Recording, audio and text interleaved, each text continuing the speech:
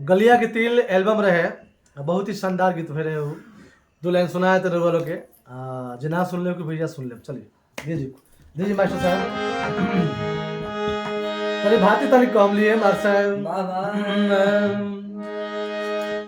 कि तोहरा हंसी पा दीवानाइता मुँह लगता है जी वाह कि तोहरा हंसी पा दीवानाइता मुँह लगता तोहरे गलिया के तिल दिल छुए लगता तोहरे गलिया के तिल दिल छुए लगता बोले लूता होठवा से रस छुए लगता बोले लूता होठवा से रस छुए लगता तोहर गलिया के तिल दिल छुए लगता तोहर गलिया के तिल दिल छुए लगता इसके सपनों रोज रोज बाबा ये बता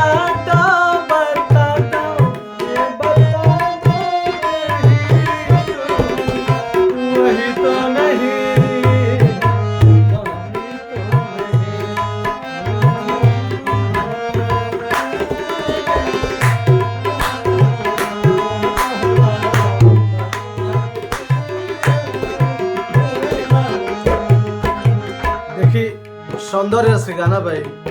कितना अच्छा कवि के भाव बा जो कहले बानी हम एल्बम में। रूप पर विधाता तोहरा कैले कैसे ड्यूटी तोहरे में सारा उत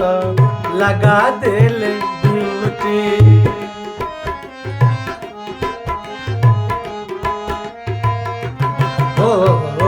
रूप पर विधाता तोहर कैले कैसे ड्यूटी तोहरे में सारा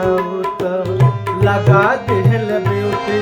चांद सूरज से भी अच्छा तोहर मुँह लगता चांद सूरज से भी अच्छा तोहर मुँह लगता तोहर गलिया के तिल दिल छुए लगता तोहर गलिया के तिल दिल छुए लगता तोहरा हंसी पा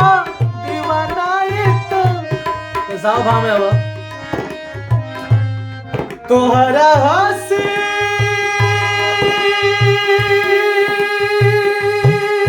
पा दीवाना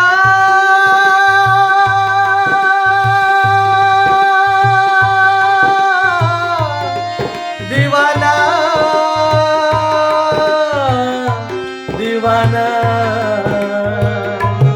तोहरा हंसी पा दीवानाइता मुँह लगता तोहर गलिया के तिल दिल छुए लगता तोहर